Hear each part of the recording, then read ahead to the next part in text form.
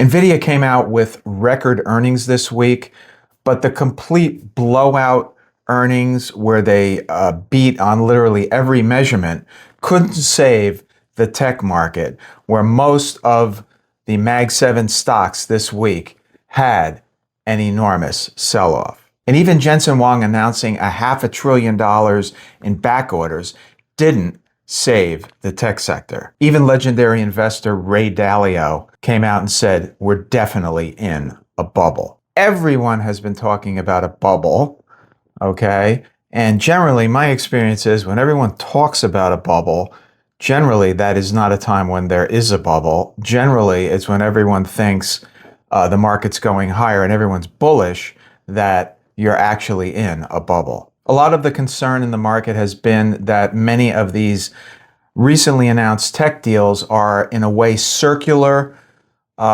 investment arrangements where Nvidia, for example, would provide an investment in a company in exchange for that company buying a bunch of Nvidia chips. Of course, this does look somewhat suspicious, but it is, at the end of the day, increasing demand and causing more orders to go into tech companies like Nvidia. So the question really is for investors, where are we in the market right now and what could happen that could continue to cause sell-offs in the market? Now, it wasn't that long ago, a week or two ago, I put out a video where I talked about one of the biggest risks to the market was the expectation of rate cuts. I continue to believe that.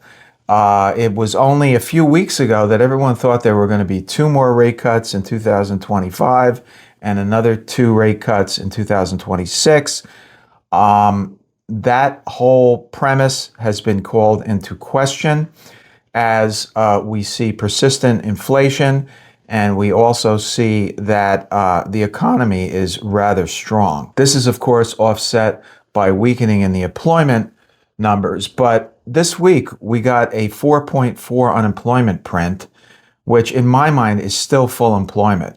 So clearly the labor market is not completely crashing, as we've heard some analysts talk about. But I think that still the expectation of rate cuts and the unraveling of those expectations, both for December and onward, is a major risk to the market. So keep an eye on what the Fed is talking about, because these high valuations will not continue to be supported in the face of continuing, or God forbid, higher interest rates.